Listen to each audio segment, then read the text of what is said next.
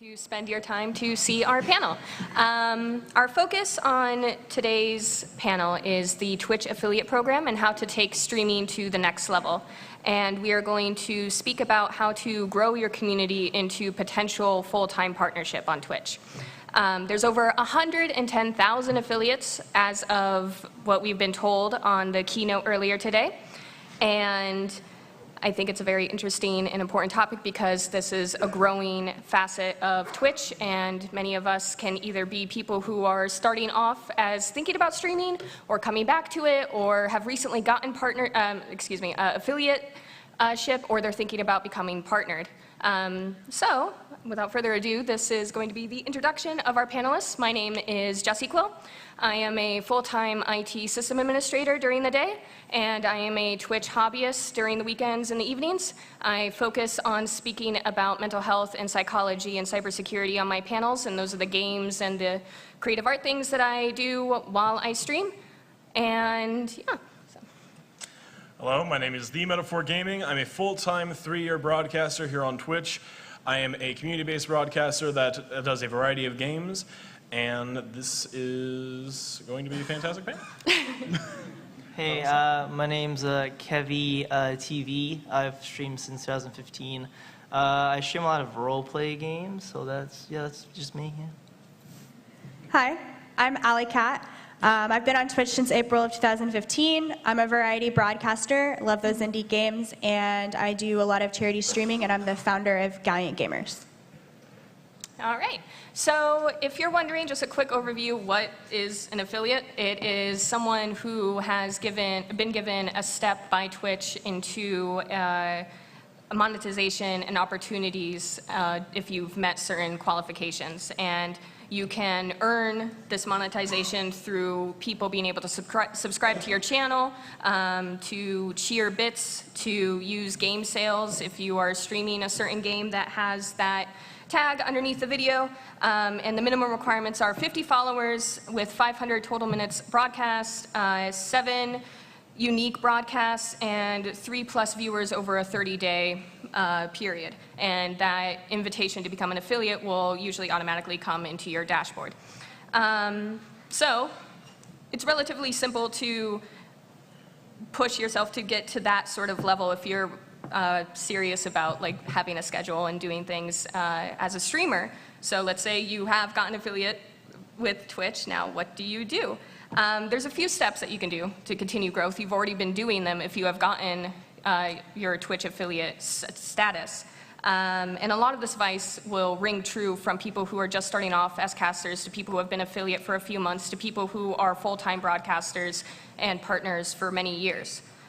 So the things that we will be talking about are consistency, networking, communication, and various types of perks and upcoming features and tools that you can leverage towards building your community and making sure that you're using the most out of your new affiliate status. So with consistency, Allie will tell us a little bit about that.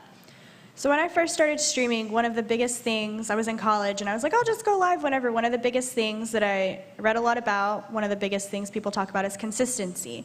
And I never really took it to heart. I was always focused on IRL, and when I did, things drastically changed. There's a few things I'm going to talk about in consistency.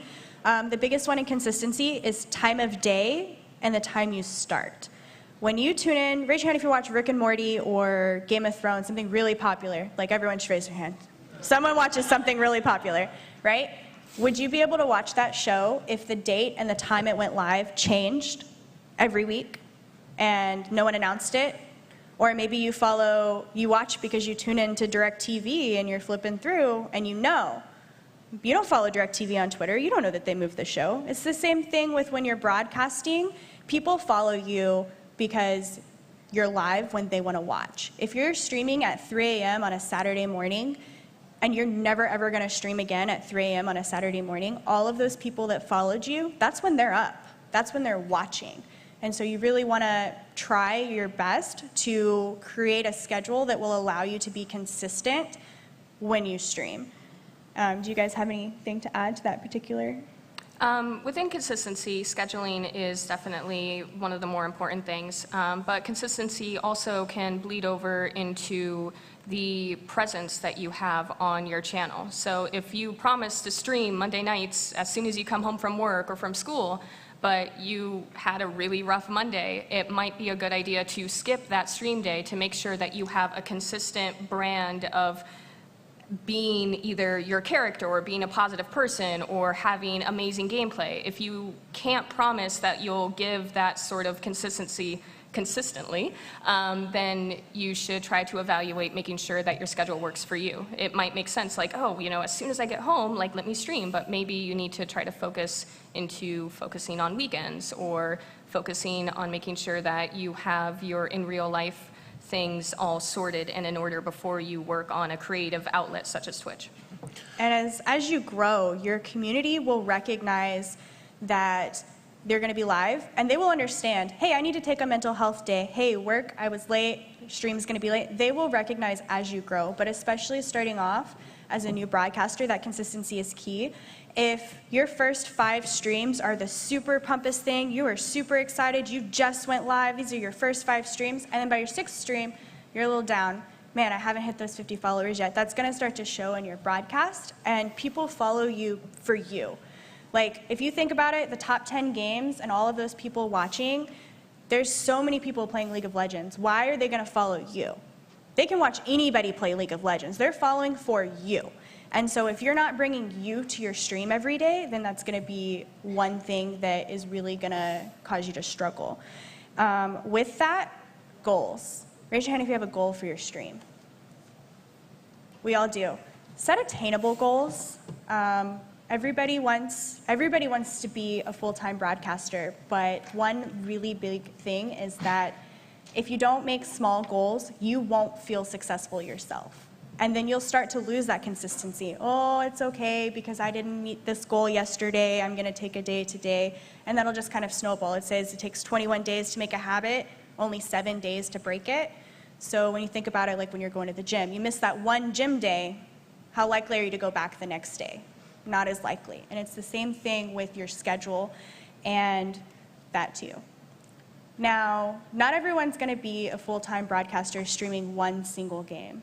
A lot of people really love Destiny. When Destiny 1 came out, a lot of broadcasters, that was their main game, and they were super excited. A lot of broadcasters grew on it. It's okay to change games, and it's okay to focus on one game. But play games you're happy playing. Don't play a game because 10,000 other people are playing that game. 10 other thousand people are playing that game. They could watch any of those streamers. Play games that you're happy playing. If you're happy playing your game, or maybe you're rage, or maybe you're chill, but as long as you're happy, you're enjoying what you do, your stream will enjoy it. You know, I'm sure that the other panelists can talk about a time they've played a game they didn't exactly enjoy, but they played it because either they thought it might help their channel or their viewers might like it, and their viewers probably, mine definitely don't like it when I play games I don't like. They're like, change the game. We know you don't like it, just change it. So I would definitely say that that's pretty thing. And when you stream, if you're having technical difficulties, consistency of quality is really important. Your stream doesn't have to be 1080p, 60 frames per second. It doesn't have to be super, but if 1 week your stream is really garbled, there's a lot of feedback in the background, you know, when people come in and that's what they hear, that's gonna be their impression of you. With that delay, you've got about 5 to 10 seconds to impress that person that just walked into your stream. They just flipping through. So they haven't said anything in chat, but you're still trying to impress them. So all those consistency things will add up to success on your part, and you should be able to track it because you're doing it at the same time every day. If you have to focus on one thing to be consistent within technical quality, I would highly recommend audio, because a lot of people will be listening to Twitch while they're gaming, or while they are walking to class, or they might be watching another stream and you're in another tab. So making sure that your audio quality for your microphone, for your voice, as well as the game is at a good balance is the most important technical thing that you can usually do for your broadcast if you're looking to increase your technical quality. And absolutely, ask your viewers. First thing I do when I go live, someone says hello. I'm like, hey, how you doing? How's my sound? First question, how is my sound?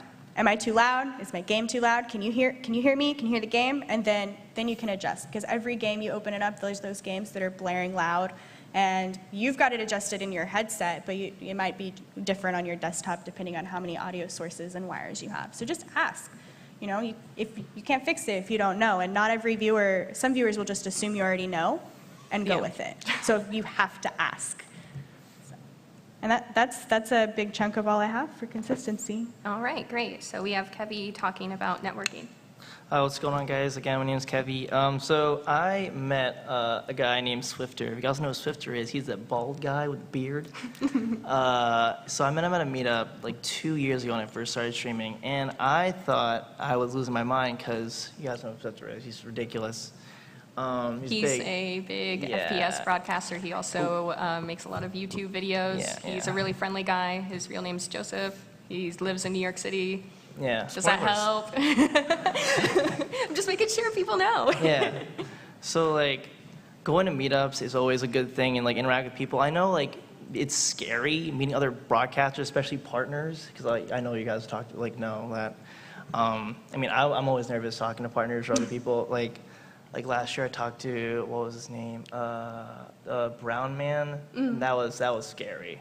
I'm scared doing that. I'm like kind of nervous. I'm just like, meh. But I mean, it's always fun. I like talking to people. It's always good to be social. I'll go to meetups like all the time in New York. I'll try to go to other ones. Like TwitchCon is ridiculous. Like meeting other people, I don't know if you've heard of TwitchCon. I mean, what's TwitchCon? New thing. Yeah, right. So yeah, like just meeting other affiliates, other partners, that's always a good way to network. But like what I like meeting, I know it's like business standpoint, like meeting other devs and stuff. I like meeting other people and like treating them as friends. Oh yeah, absolutely. Like, because I know a lot of people treat them as like business partners and like I treat them as friends, getting to know them. Right. That's how I do it. I mean, other people have their own ways of doing it, but like I like getting to know people Right. and like building relationships and like building off that and like hosting other people and like getting like all that stuff. Which is also a good thing to do, like with auto hosting and everything like that. Because I know people are like, oh, I don't want to auto host, but like if you're going to TwitchCon, what are you gonna do? Like, what are they gonna watch? So I was like, just like put it on. So it's good. And also, so I do a thing called Twitch RP. I guys know what role play is. I play on the GTA server. I don't want to do like I can do like a sample. Okay, Yeah, do a sample. I want to see. Let's. All right, so my name is Casey Jumper on Twitch RP GTA. I know there's people watching. I play some like sporadic dude, and it's a crazy ride, man. But like stuff like that, like join like a bigger community and stuff. I know it's kind of like, oh, I want to do it on my own, but like it's way easier and more fun to meet other people. And so like Twitch RP is like a big family. Like there's a lot of people there and a lot of them stream too. So it's like I usually go host them and they host me, and it's just like that back and forth type stuff. Right. Yeah, so it's just like, just talk to people, man, and just be friends. I don't know. Yeah, so just as a summary, networking in general seems like a dirty word, and some people don't like that idea because they like to talk to people the way that they want to be talked to. They want to make friends. They want to do those sort of things. But it's not a dirty word if you do it properly. In this industry, if you're going to have any professional relationship, it is going to start first as a personal relationship. Yes. So Yeah. if you're going to think that you're going to reach out to any other broadcaster, be it partner, affiliate, no matter what, know that you guys as people are all on the same level to make sure that you do not get this fear complex of you cannot talk to this person, anything like that. Because at the end of the day, we're all just people. We all put up a green screen, we put up our camera, and that is just what we're showing to the world. But as people, we're all here just to be here, pretty much at TwitchCon. So. And a little bit to add to that, if you just walk up to someone and hand them your business card and say, hey, watch me, I saw a tweet about that. They were like, someone just walked up and put their YouTube video in my face, and I was like, that doesn't work. You're gonna give what you get. That's a big thing. In any friendship, anytime you make colleagues, especially in this networking, walk up to anybody, say, hi, I watch your stream, or hi, I don't know you, you look interesting, my name is, and sometimes you hit it off, sometimes you don't, but everybody is here to meet everybody. I mean, there's thousands of people here to meet everybody. So it's scary, and sometimes they might not have time, but don't take that personally. Some people have appointments or meetings they have to keep. And follow up after you meet someone at a convention. Follow them up on Twitter, send them an email, go into their stream, say, hey, how are you doing? Because I don't know about you guys, but I go to all the conventions and I meet lots of people, and I'm not going to remember every single face if I'm not talking to them more often. So that's just another thing to take away from it. You got And to if- water your plants.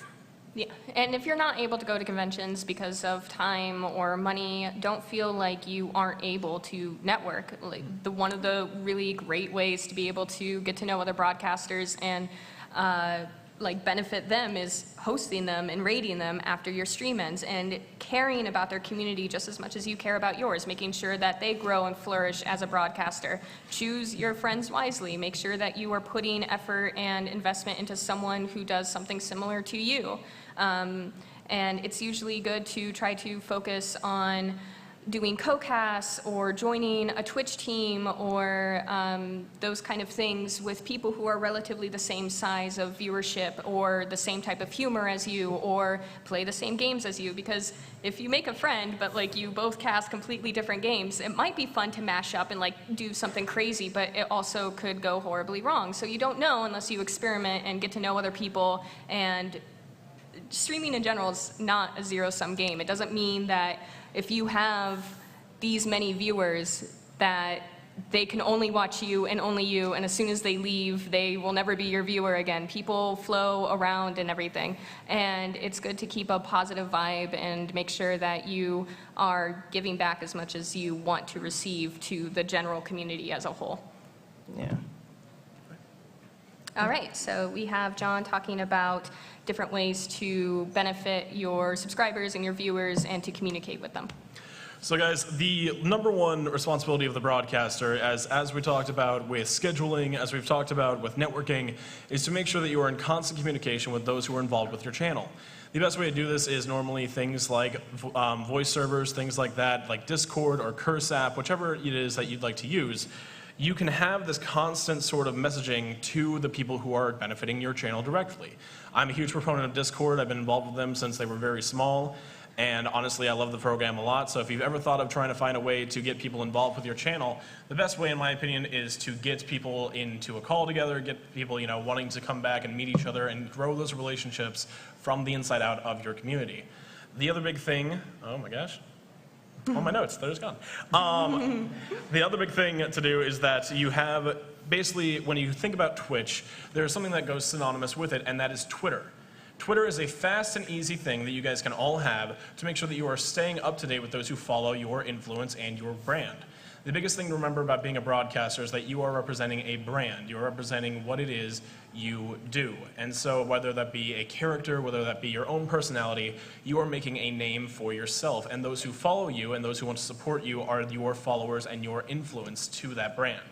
When it comes to communicating, like we've talked about, if you've had a bad day or if you need a mental health break or something like that, there's no other way you can do it other than if you want to reach out on Twitter, that's probably going to reach more people. If you have a Discord that has really active and really supportive people there, you're going to want to message them there. Just put out, and add everyone.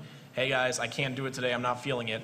That is what's going to let people know, one, you care about your broadcast enough to admit when you need to take some time away, and two, if there are changes you want to do, things like that you want to communicate with them. The biggest thing about communicating changes to your channel is things like, for example, if you've been playing a game for too long. For an example, I started off as a Minecraft streamer. That turned out as you'd expect. So after that, I moved on to Skyrim, which was one of my favorite games at the time. I continued moving through games, Destiny 1, other shooters, until I finally settled on I wanted to be variety for a while. After I settled on variety for a while, Destiny 2 came out, and I'm now going back to full-time on Destiny 2. In order to handle all of these changes and things that I really do enjoy, you have to make sure that you are constantly talking to the people who are watching your stream. Now, honestly, there are going to be some people after you go from variety to a single game or a single game to variety that are going to be like, well, I only watched you for this game, and that is okay. The biggest thing you have to know about Twitch, like Jesse said, is that it is a huge ebb and flow. You're going to have people that are going to visit your channel for a game or a time or something that you're going to do, and they are going to stay there for only those specific things. And that is going to mesh well with them and not you, and that's nothing you can do to change that. It's not your fault if viewers leave your channel, I guess is what I'm saying. So when it comes to communicating that with everyone else, you need to make sure that you are constantly updating with things like game choices, what you are doing, and making sure that everyone understands that it's for you and your brand. Great. So one of the final things that we want to touch on are the upcoming features and tools that Twitch recently announced with the keynote. There's something new called an achievement dashboard that gives you all of these different little, hey, you updated your game category, hey, you hit this many followers, that sort of thing. And it's supposed to show you a roadmap to partnership. And this is a Twitch sanctioned and guided new tool that is coming in November. So that is something to be on the lookout for, so you know how to grow your community based on what the criteria that Twitch itself wants from you. There's also something, we talked about raiding and auto-hosting a little bit. There's something called /raids, where it used to be you would have to tell someone to just go into the channel and say a message before hosting was a thing. And then they, you remember that? Right. And then they introduced hosting a few years ago, and then you're allowed to do /host, the channel name of your friend. And now there's /raid, and it gives a nice little banner within the chat, and it says how many people have come over, and it increases and everything. It's really great. So that's another way to grow not only yourself by letting other communities know, like, hey, I'm a caster, which sounds really dirty, just like networking is, but it's part of getting to know people, like, hey, I broadcast this game too, or hey, we're friends on Twitter, and I don't think I ever really told you that I'm a broadcaster, but this is my way of telling you by also benefiting you by giving you people to view your channel. That's one of the best ways to kind of let people know that you're a broadcaster in a very polite way. And then they also have a new feature called Stream Summary, where you are able to see the statistics of your clips, information about your viewers, what country they're from, based on IP, which, can, you know, that's pretty accurate. And For the most part. for the most part, the amount of time that they stay in your channel, and tips on growth from Twitch itself, letting you know based on those statistics how to grow more. There's also something called rituals, which you can have like a little button when someone new comes into the channel, and they can do like a little hey guys, and it will do the same sort of banner as the raid message will, like it will be prominent, and so that will give you an ability to really welcome in new people and make them feel like, hey, I'm home, I'm in a good community, like this person actually cares that I'm taking the time to watch their stream. And then also one of the really cool things that I'm really excited about is subscriber gifting. You can gift subscriptions to people to other channels, which is a wonderful thing to do for giveaways, like, oh, we hit 1,000 followers, let's do this, or we recently got like a really great multiplayer game thing, yeah, you know, so that kind of thing. It's really interesting, and those are some features that are coming out in November or Q4 of 2017 on Twitch. Obviously, there are other tools that other companies have made that you are able to look at these type of statistics yourself.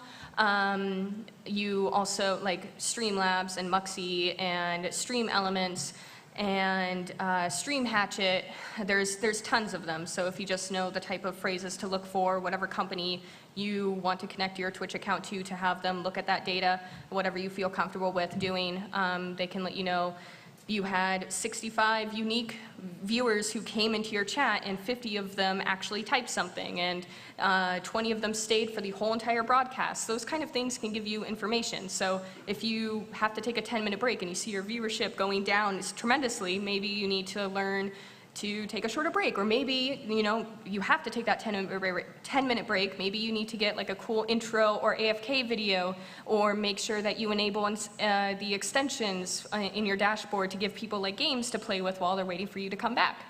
So yeah, that's some of the tools that you can start looking into to help grow your affiliate program.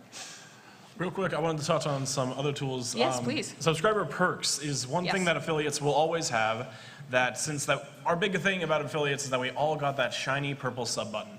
And the big thing about subscribers as an affiliate is that you can use that to grow not only your own revenue, but also your own channels. For example, I mentioned earlier that I'm a Destiny 2 broadcaster, and Destiny 2 has made a huge thing, being a multiplayer game, in the importance of clans. So, in order to grow my channel, in order to make sure that I was making, you know, making my investment into a game and my investment into a stream something that also benefits myself, I made sure that my clan I turned into sub only. And you know, some people are going to say, oh, he's such a scumbag for that. But The cool thing about it, though, is that it made the community come together for those who wanted to not only support the channel for a while and wanted a reason to, but it gives them good perks in-game, make sure that they are getting things from simply just being a part of a community, and from there, it brings them into saying, you know, I wasn't as involved in this community before, but now I am, and I want to make sure that I can talk to other people that are around, I want to play games with them, and then you start to form this good community bond with everyone else. So the thing about sub perks is that some of the time you may think that it's things that everyone else can do or that other broadcasters can do that you might be scared to put a dollar sign on. But you have to realize that there are some things that you're going to be doing for your channel that are going to benefit you and that you can put more time into, that you can also learn to also grow your metrics, grow things like that, viewership, based on how you choose to market them. And that's a huge thing to remember as an affiliate, that you now have this opportunity to look into not just, doing things randomly because there's things that you want to put on your channel, but how you can also benefit from them in the long term if this is something you want to invest in for a long time. Good sub perks could be things like, your subscribers can play with you on certain days, or they have days set aside to only subscribers playing a large game with you or participating on stream. I actually was just in another panel that there was a giant thing that a certain broadcaster does called sub interviews, which are awesome, that you can have your subs come onto your stream for their own little section, and you can have talks with them, they can be on the video call, anything you'd like, and it's a very good way of bringing your community closer together for those who are actually supporting and growing your channel with you. The really cool thing about Twitch is that you have this constant chat box that's constantly going, and so you can do things like giveaways, you can do things like participation-based activities. So subs can also do things like giving more probability to winning giveaways. You can have sub-only sections of your Discord server or anything like that to make sure that they are putting forward that effort for you, so you then have something set aside personal and special for them. Another big thing that people do around is that there are different milestones that you can set for yourself with subs. So say you want to get to 10 subs. You want to have that number as your big number to go to. From there you can say, all right, when we hit 10 subs, I'm going to play this game that I absolutely hate, or I'm going to play a scary game because it's October. Mm-hmm. Don't do something that involves things that could actually bring harm to yourself, though, like spicy foods if you aren't good with those and things like that. I've seen that happen way too many times. Or it's being not a good idea. boozled, or things that will make you throw up. Yeah, You're not Be allowed aware to of your do- health. You're not allowed to do shots for subs. That's a automatic bannable offense, by the way. Like even just doing cheers, thanks for the sub, like don't do that. Yep. Yeah. FYI. Read your TOS, guys. When you're broadcasting, you are affiliates. Let's make sure that we are looking at everything when it comes to broadcasting. Yeah. That's true. But another big thing with Milestones is that, giving things to your subs, at 50 subs, I'm going to give away a $50 Steam gift card, things like that. If you can afford it, if that's things that you want to do, those are great for people getting involved in your channel, and also things that are more personalized, like birthday shout-outs, so you remember that about them, Making sure that people feel when they are investing in your channel, you are investing back in them, and that is something that is essential nowadays to being a good broadcaster here on Twitch. And that also ties back into wanting to network with other broadcasters. If you're not giving what you want to receive, then how can you expect to get all of these great things like new subscribers, new viewers, new friendships with other casters if you're not putting the effort in yourself? I do want to touch on one thing. There's many broadcasters that do not have a huge list of perks, that they don't want to say that people who subscribe get more because they can't afford and these can't. That's okay too. This is your stream and how you run it. Don't look at anybody else. You can look for ideas to see like what you like and how you can take these things to make them you, but it's your stream. It is about you and your community. And those viewers are very interested in you, and they're going to sub to you with or without perks if they're going to. And if somebody can't sub, one thing that I really want to point out is don't point out when someone can't sub. There's a very big thing that people want to support people, but they feel really bad when they can't anymore. They already know, they already feel that way. Don't point it out. You don't have to say, oh man, I thought you were already a sub when they rescribe. Don't point out those things, because that's almost a way of pointing out someone's unfortunate situation, or maybe they had something else they do, or maybe they rotate their sub, but it's less likely to get them to come back because they're going to be worried about the next time that you point something like that out. You're basically treating them like a paycheck rather than a person, Yeah. which isn't really a very kind thing to do. Basically, overall, don't alienate people in the industry. That's probably a good idea, just Yeah. overall. Yeah, definitely Other overall hot on the not alienating. It's a very small industry. I know we look around Yes. this room and we look around this convention and how big it is, but it's small relative to the world. if you do something that is untasteful or downright mean or hateful to another human in this industry, it is going to get around. Yeah. It will be known. If you burn a bridge with one industry person, that industry person is friends with every other industry person. Or they move to another company, or they switch careers, but they're still within the video game industry, and that Right. can affect future partnerships and sponsorships and ability to get into the industry yourself. So, I mean, how many of you still have the same job you had when you were 16? So it's a good point to think about, is when you change, they're going to change jobs, they're going to change community members, and it's the same thing with viewers. Viewers, they're people, you know, you get off stream, you connect with them, you game with them, sometimes you're interacting with them even when you're not live. So just be very mindful of your choices with people, that they do, good things come around, and so do bad things. And speaking of respecting people, in this industry are not only video game players, but also people who do other things around the Twitch sphere. Who here is an IRL or creative broadcaster here on Twitch? Hats off to you creative and IRL broadcasters. That's So the big thing to remember, guys, is that in this industry, you're going to be working with not just people who play video games, not just people who make them, not just people who are involved, but we are branching out to such a large audience now with creative, with IRL, that you need to remember that there's certain conduct that you really need to nail down, especially when talking to people like artists. When you become an affiliate, you have 3 emote slots for emotes on your channel. The biggest thing to remember is that there is a courtesy involved when you are trying to commission emotes or commission anything from an artist in this industry. You need to remember that if you are working with an artist, if you are an artist yourself, there needs to be a give and take between each person. If you are the person ordering emotes, you need to realize that you are not the person doing this, you are not the person making these things, there needs to be respect there. If you're the artist, you need to be able to represent yourself and make sure that you can put down things that, you know, some shitty streamer isn't gonna, you know, go after you because you gave them a timeline and they're getting antsy, you know, things like that. Make sure that you guys, again, coming back to communication, you need to make sure that when you are working with other people in this industry, you make sure everyone is on the same page. That is probably one of the largest things when working in a social industry, to make sure that you have nailed down no matter what the project.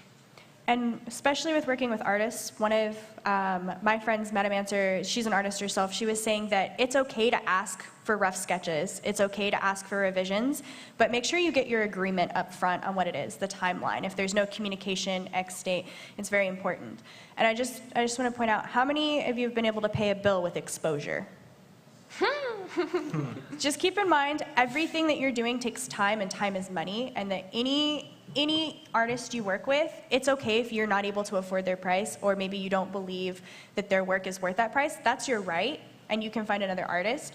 But be very aware that artists also talk about people that commission work, and if you're very difficult to work with or you're very mean, then when you're talking and rude, then it's going to get around. And it's the same thing with artists. You guys talk about it. I mean, I'm sure you've seen tweets about so-and-so doing XYZ. Well, those happen a lot more in private conversations than they do in public. So just be aware of those things. And twitchemotes.com is not free emotes, by the way. Those are emotes already in use, if you didn't already know. okay, so there's just a few extra little ending points that we're going to say really quick before we take any questions, comments, or concerns about what we've talked about earlier.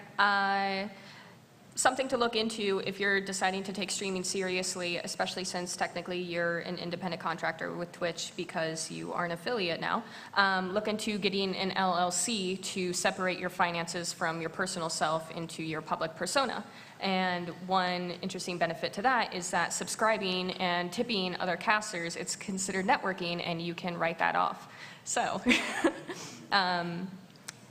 also, is there anything else you guys need to jump in on, or are you okay? I guess one last thing that I'd like to point out is that make sure, guys, that you are doing what you are only capable of. A lot of people think that if you're going to stream, if you're going to have affiliate status and things like that, that means you got to go full-time immediately, you've got to invest everything into this. Make sure, guys, no matter what, if you can only afford part-time, if you can only afford full-time, or if you really want to push a partnership, you're doing it at your own pace, at your own amount of effort. The biggest problem that a lot of people have is they feel like they see that sub button and they're going to say, all right, my job, I don't need it anymore. I'm going to go straight to Twitch. It's going to be great. Yeah. Not a good idea. unless you know where you're at and what your channel is at and what you feel like you can do as a broadcaster, make sure you keep yourself in check when it comes to what you want to do to grow in your own brand. Just like we were talking about earlier, mini goals for consistency and stuff. Exactly. Right, yeah. And my only last point is that there's so many broadcasters out there. If there's one you look up to, no matter how big or small they are, and you have a question or some advice or you want them to take a moment to look at your stream, just ask. The worst they can say is no, but if they say yes, maybe they come to your channel and they point something out you haven't thought about, or maybe they give you an idea to make something that you're doing even bigger. We're all in this together. We're all on the platform, we're all rating, we're all hosting, we're all networking. Take advantage of each other. Ask each other questions. There's nothing wrong with that. One thing I want to add, which I've done before, don't compare yourself to other streamers, because that's going to kill you. Yeah, absolutely. 100%. It's going to eat you alive. Yeah. I've done that a lot, actually. Oh. Because it's fun to try to see, like, well, you know, I got 100 follows in the last 2 months or something. That's really great. And then you have a friend who tweets out, oh, I just got partnership. And it's like, oh, but we started streaming 6 months ago at the same time. And like, why are they so much better than me? Try to get rid of those negative feelings and try to turn it into a positive. And this is just a good piece of advice for life in general. Just be happy for other people when they succeed and achieve things, because when you're happy about that, that means that you're able to focus on yourself and be happy while you're working towards your own goals. It's not bad to like kind of have a check-in and see like, you know, hey, am I kind of like on the same scale? Well, I'm not. Okay, well, or, oh yeah, I am. Like everything is going okay. But like don't hyper-focus on it so much that it starts to eat you alive and deteriorate your mental health. And everyone shares their success. You know, you've all got friends in the broadcasting community and the gaming community. You have a success, you want to share it with somebody. So when you're upset about someone else's success, they're less likely to want to share that success with you. Yeah. My final point is a little bit of realism. Luck is a huge factor in many things, especially within an entertainment industry, which Twitch technically is, a creative industry. There are many things that can affect your growth and your ability to go into full-time partnership that might be out of your control. Sometimes you might not have a unique sort of draw or stick. You might be a great PUBG player, but if there isn't something that's kind of grabbing the attention of the community or other viewers, that slows growth. If you aren't doing things to make sure that your community is bonding outside of cast as well, that slows growth. If you aren't befriending other casters and networking, that also slows growth, and so on and so forth. It could also be that you are streaming at an oversaturated time where there are a lot of other broadcasters who are streaming a very similar game or just streaming in general. And so a lot of viewership might be stretched out between that. Or you are streaming at a time that is underrepresented by the amount of viewers that are on Twitch at that time. So you have to keep those things in mind as well too.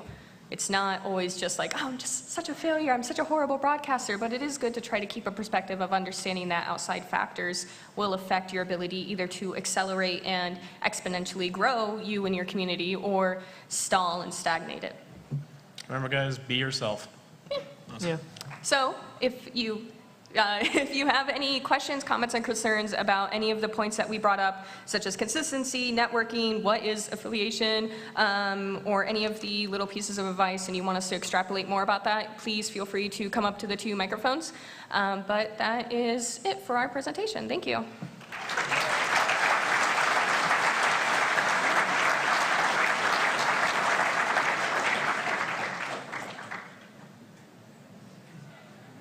When you come up to the microphone, make sure you share your Twitch handle and what you mainly stream. Hello. Hello. I'm Major Johnson 92. I do kind of variety streams. Cool. So you were talking earlier about like wondering why people aren't joining or like watching you, and like might be a bad timing of the day to stream. Is there Sure. any way to see like what times would be best or anything? Yeah, I have that information from proprietary beta tools, but Okay. I can share that with you right. if you just come up here later. One thing too is looking at your stats in your dashboard. They're available. you can look at those things, you can take note and say, okay, when I did this day, these things happened, I was playing this game. There's a lot of factors that go into it, but they're available in your dashboard. There's also other platforms that you're able to look at, and you can see yourself what works best for you. And the time of day is different for everybody. The basic is that the most amount of viewership on Twitch is from 3 to 6 p.m. Eastern Time, and the majority of casters are 4 p.m. to 8 p.m. Eastern Time. And then there's like a dip during the early morning hours because the majority of Twitch viewers and casters are North Americans. Yeah. All right. Thank you. You're welcome. We're going to start with the front mic as well because there's two of them and it's confusing. So you guys go first. Hi, I'm Amber's Arcade, and I usually do indie games, probably a different game every day if I can. Fantastic. But Nice. you were mentioning kind of with the slow growth, and even you changed over from Minecraft to something like Variety. If you could talk a little bit more about rebranding and kind of that personal realization, if you realize the growth just isn't happening there, and that kind of mental fortitude to be like, you know what, something really needs to change. Oh, yeah, that's, so basically the question was something to the effect of how did you realize that you needed to change what you broadcast?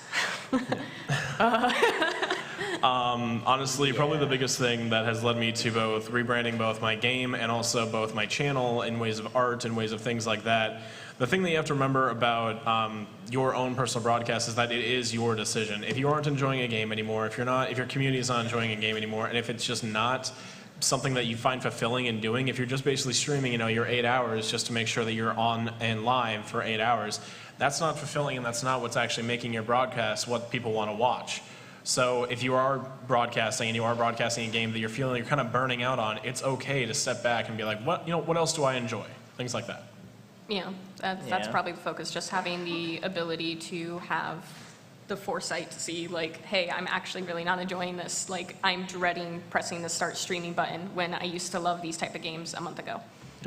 So I used to have an old name. I'm sorry, I what? used to have an old Twitch username before KevyTV. Yes, you did. So I changed it, thank goodness. It used to be, it was Kinky Kevy. He Yeah. drew a very interesting crowd. It was good. Yeah. On that note, your name, when you work with companies, your name does matter a little bit if Oh, it's gosh, obscene. Yeah. Even if they really want to work with you, you're a great person, they got to put that name with something, and that's going to be posted somewhere. Yeah, they're So not going keep to be that able to in go mind. up to their marketing director and be like, hey, this person, like, if Yeah. they have like a slur or like, some weird spelling and like so many letters and numbers and it's just a mismatch and it's like, that Please kind no of. more than 4 X's, guys, please. Yeah, a good name is good for business. So, Yeah, that's true. In the back, please. Hello. Hi. My name is Ash Sweetring. I mainly stream cosplay creations and games. Cool. So, my biggest question to you is sometimes I feel like analytics could be a little daunting and a little kind of a bummer sometimes, to say the least. What's a good way to kind of bring yourself up once you see that dip and you're like, oh, discouraged? What's a good way to bring yourself back up? Usually that kind of thing for me, I take a step back from streaming because streaming is a part-time hobby for me. I do not personally have any want to become full-time or partnered, but I really do like assisting other people and making sure that they can grow because I like being a helpful person. So anyway, for me, when I realize that I'm dreading like pressing start streaming, it's because there's either an unresolved problem between viewers and subs that like caused a fight earlier in like the Discord or whatever, or something happened at work or at school and I need to focus on that first. So I think it's really important to try to have the ability to realize that you need to not make run-on sentences and actually say your thought. But be able to understand that you need to focus on putting your real life stuff first. And usually for me, when I feel down about like not growing, it's not usually because of my stream, it's because like I kind of had a shitty day at work, or I didn't have a really good conversation with my mom over the weekend or something. and taking a step back and putting real life first is really important for me personally. And usually after I take a few days to rejuvenate, take a mental health day, I'm able to come back to my stream and have that energy and have that perkiness where your viewers see that and they interact more. And usually that kind of growth slump isn't really that much of a slump anymore because it's not your main focus, for me. And when it comes to analytics, one incredibly important thing to remember is that not everything is going to grow exponentially at the same time. There are things that are going to be doing well, like for example, you're going to have a lot more followers this one month and a lot more subs this month.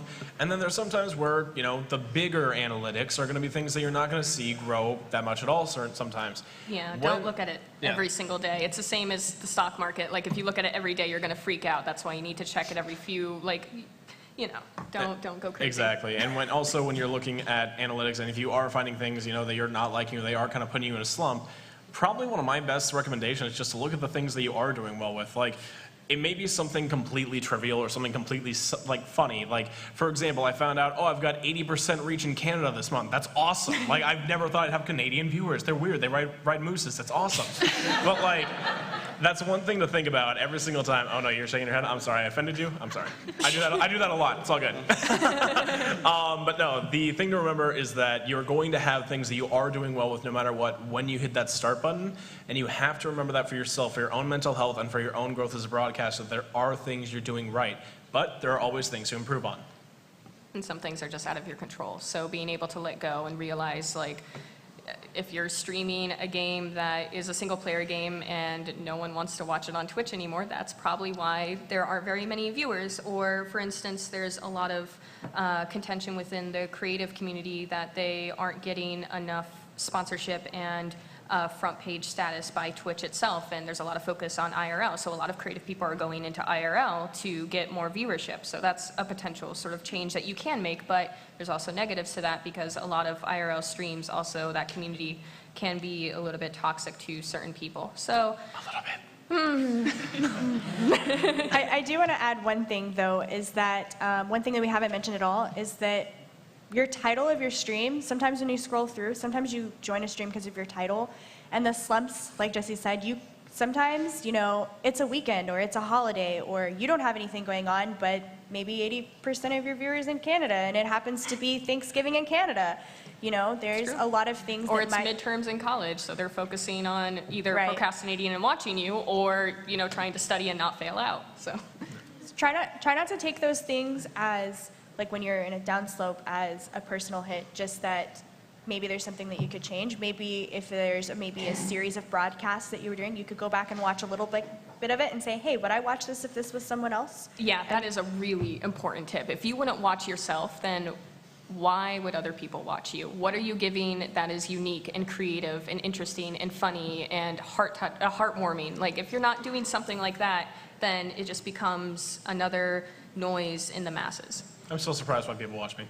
Oh, me too, absolutely. We have about 13 minutes left, so we're going to go a little bit faster with our responses Sorry. here. Yes. So, Thank you for your question. Hi, how's it going? My name's Sasonian. I play a lot of Battle Royale games and then kind of what's on sale on Steam. Nice. I had a quick question regarding finding your niche or like your creative point on your channel. Say I find my creative point or something that really interests me and I think that can separate myself from another channel this week. Then would you suggest I go and kind of delete the VODs and the old videos that I had previously done, even if they were like no. All right. Don't erase who you were unless it was something that you wouldn't be proud of. Yeah, Yes. happy with, yeah. But just because you rebrand, you don't want to erase all history of you doing it, because that just shows a growth in you. Especially the ability to adapt and change is one thing that people like to see in the industry too, is they want to see, oh, okay, so you turned it around. So no, don't. To a counterpoint to that, yes, because I'm sorry, but I used to be a heart rate monitored fail counting variety broadcaster. Wow, I still have that memorized. And but I used to get so frustrated that my heart rate monitor would sometimes just freak out and I wouldn't be able to broadcast it and have it on the stream. And when that would happen, people would come in and be like, hey, you're not doing the heart rate anymore, what's up? And it's like, no, it's just one day, the tech thing was just, you know, a problem. And I really like the idea because I get really scared or excited and it's cool to see my heart rate go up like that. But it was just something that was causing way too much stress within my within myself, like I was dreading starting streaming when I didn't have the heart rate monitor working and things like that. So I decided one weekend to just stop doing it, and I deleted all of those VODs. But I also just don't like having all my VODs up. That's just me personally. But it really just depends on how you feel. If you think you're making a big change, like if you're making a new character, but you still want to keep your viewership and your community, and so you do a name change and you get like an animated a character on your stream and everything, it's possible that you can start on a new channel, or you can just tell your community, hey, we're doing a totally new rebrand, welcome to 2017. So yeah, it just really depends on how you feel. Thank you. Sure. In back? Hello, my name is Lavosky. I play a lot of Smites. Okay. A lot. But anyways, for my stream, I include giveaways really often. Okay. And I was going to ask, at what point do you stop doing the giveaways? Because for me, I ran into the issue of people treating me like I was a giveaway bot, basically. Right. And like they always ask, hey, when you're giving this away, when you're doing this. And it kind of got annoying to the point, so it makes me not want to give away. But I like doing the giveaways for incentivizing the people that subscribe or, you know, actually help me keep the channel running. So what's your advice on giveaways in general? I have a very like polar argument to this, so I'm going to let anyone else go first who wants to comment on this. We might agree, but I'm going to go ahead and say it. If you start off and giveaways in your title, you're asking for people to come in when the giveaway is. Yeah. And that's really polarizing, and maybe you do want to celebrate this giveaway. Maybe you plan it out. If giveaways are part of your shtick, maybe you make roles or your mods or people in your community are like, hey, this is when he does the giveaways, and you don't address it on stream. There are ways around if you want to continue doing them, but if you're putting that in your title as that's what you're doing to draw viewers in, and they come in and they ask, maybe a mod says, hey, don't ask, it happens when it happens, or it happens when these things happen. But then don't address it anymore. Let your moderators are there because they want to help you grow, they want to help your stream. Give them that information, let them make that decision. My mods all the time will be like, hey, sorry, ban that person. I'm like, I don't care. You banned them. That was your choice, and I trust you. And so put that faith in your mod and your community that's how you want to run giveaways. But keep in mind that if it's in your title, people are expecting it. A specific sort of example that I would do, I used to do giveaways a lot too, especially during the holiday season, and then when it was over, there would still be people coming back, even when I didn't have it in the title, and they'll be like, where's the game giveaway? What I do now lately is that I announce, like in my Discord or on the cast, like, hey, I'm going to give away a game in 10 minutes, and just have it be completely random, and maybe say, like, the cast before, hey, maybe you should show up this weekend, I'm going to give away a few games, and just do it really quick, 5 minutes, because the people who are paying attention and the people who are your supporters, either by lurking or viewing or subscribing, will be there and get that information. And if there so happens to be new people in there who are interested in joining the giveaway and then get that, they get that benefit too. But it's more of a focus on letting just the people that you want to reach know about the giveaway ahead of time. So they have more of a chance of like, yeah, I'll make sure I'll come to your Tuesday night cast sort of thing. That's what I would do. That's what I had to do. My only notes that haven't been said are giveaways are healthy, but they're definitely healthy in moderation. Yeah. Make sure that when you are learning that, you know, what you want to do as a broadcaster, things like that, restricting yourself to giveaways is basically saying that that's the chat experience that you want.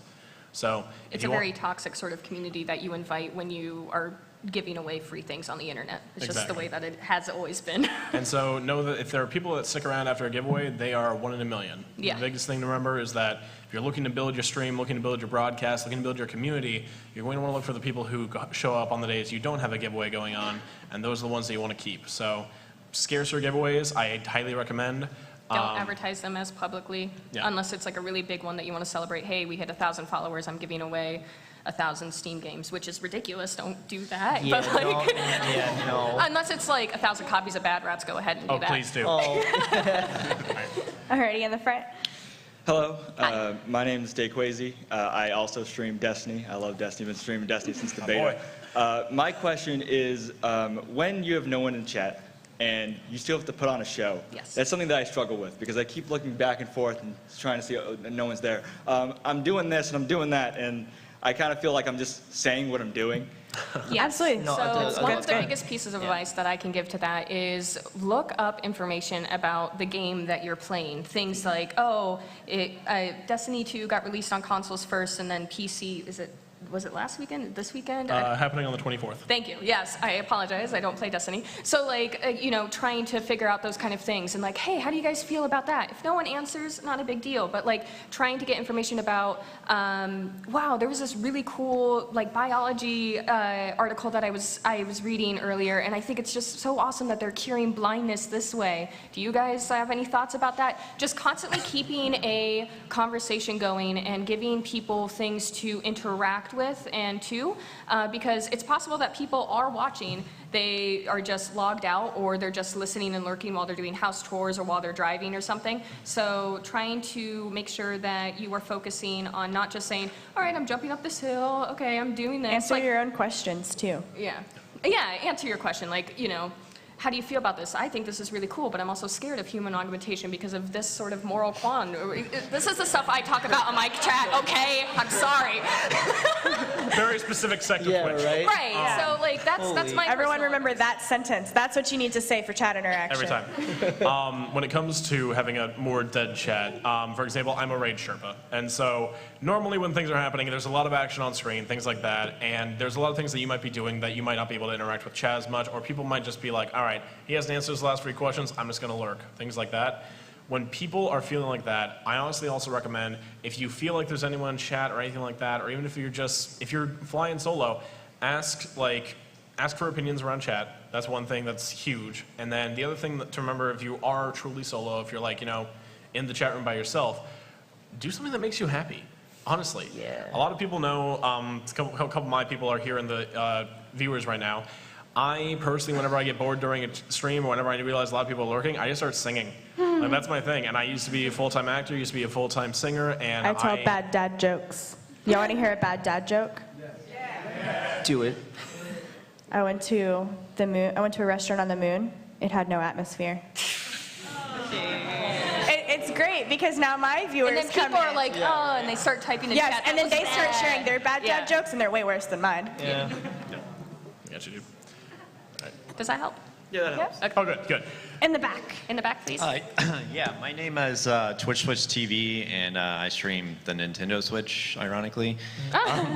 But yeah, my question was originally what your opinions were on watching your own stream, but you guys kind of answered that in one of the Watch your own questions. stream, yeah. Yeah. So kind of piggybacking on that, what are the things that you guys would recommend to look for when you're watching your own stream to help improve yourself? To first start off with just basic video and audio quality. Is this something that's viewable and audible to do? And then once you have a good balance of that, realize, try to think about you were playing that game and you were thinking of wow, this is so cool, I love this cutscene, this reminds me of this game, but you didn't say any of that during your broadcast. You have to realize that while you're streaming, your brain is supposed to go 100 miles per hour and you're supposed to say what is on your mind to keep a conversation going, but at the same time filter it and then make sure that you're also paying attention to the conversations that are going on in chat, and then make sure that you understand what's going on in the game so you're not confused 2 hours later when this huge review happens and you're like, who is this character? It's that kind of thing. So just being able to see if this is a cast that you find entertaining, if it's viewable not only technically but also in an entertainment sort of way. And that can be different for some people. People don't always like me interrupting the game to talk about psychology, but other people thrive on it and they actually ask me to stop playing the game and talk more about the psychology of it. So it just really depends on the type of people that you're trying to attract too. If you want to be a funny, witty, punny person, but that's not how you naturally are, you can try to learn that type of skill, but it's not necessarily something that is one of your strengths that you should play towards. Maybe there's something else that you should be focusing on instead. Do you guys also identify watching? I mean, when you watch your own VOD, you have the chat next to it. Yeah. And there's often times that I notice, when I actually missed a chat or something, I didn't address it. Absolutely. Do you guys identify those things and try to find ways that you can maybe improve yourself on that as well? Absolutely. Yeah, especially if it was a longtime viewer or subscriber and they asked a question and I just missed it. Sometimes I'll message them in Discord and say, hey, I missed it, but I was checking the VOD. I don't get to do it very often, but occasionally, that can also show that you are really involved and doing your best to keep your community informed about what you're doing. Awesome. Thank you, guys. Missed opportunities are always things to check for. In the front. Hi. Hello. This will be the last question, guys, by the way. We are almost out of time. But you can come up to us. If you guys can't come up afterwards. So. Yeah. I'm Pew Pew Laserbeam from Canada. My question is, so essentially, like I stream like video games and I stream my music. I am a musician as well. I find it very difficult to have a giant following on one game. And when I want to move to another game, my viewer count drops like a rock. Like I'll have 30 people watching me roleplay GTA 5. Yep. And then I'm like, all right, guys, we're going to move on over to PUBG. And then everyone disappears. Yep. How do you guys usually deal with that? Do you guys just keep on? Yeah, Like, you just go on viewers and are go. there for, like we were talking about earlier, there are some viewers who are like, I am only here for GTA, RP. There's way too many letters, okay? And there are some people who are like, I only like it when you talk for the first 5 minutes of the cast telling us what you're gonna do, and then I hate gameplay. I'm not showing up for gameplay. I've had people who like watched me play Morrowind like 3 years ago, and then I played it again, and then they came back. And I'm like, It's the exact same thing with Ocarina of Time. yeah. The exact same thing. There are some people who just follow one game on Twitch, and that's like all they want to watch. So there's really nothing you can do about that. Yeah. You do not control your viewers, and for you sure. shouldn't let them control you. I mean, don't switch to PUBG if you don't. I mean, that's the short answer. Yeah. Yeah. If you don't want to lose them. 90% of the time I go to like jam sessions and stuff like that, or I stream myself writing music. But like, Well, doing what you enjoy is going to be the first and foremost thing to do. And then also, if you notice this, it is something that, you know, a lot of people struggle with. It's okay to make a joke about it. It's a reality of our industry. Like, honestly, if you're saying surprisingly not GTA RP gameplay, things like that, like, it's like, if you put that in your title, remember your title is very important. If you're going to, like, if it is something that you know that is a big problem for you or your channel, make sure that you know, it's okay to have a little bit of personality to it, but also, if it's something that you know is like a huge, like drastic change, it's okay to make a joke about it. Make a joke about the things that are going on, because that'll help you be able to cope with the things that are actually happening in this industry as just a natural occurrence. yeah, usually do. And if you have a certain flow with your stream or you're going to do something different, if in addition to Twitter, Pulse exists on Twitch, it doesn't take but an extra step to just copy paste that tweet into Pulse. They might see it on Pulse, and they might be prepared for that too. Because, you know, you turn in for Rick and Morty and then it's The Simpsons, you might be a little disappointed. All right. Thank you guys very much. Thanks. Thank you, everyone. All right. Thank you so much.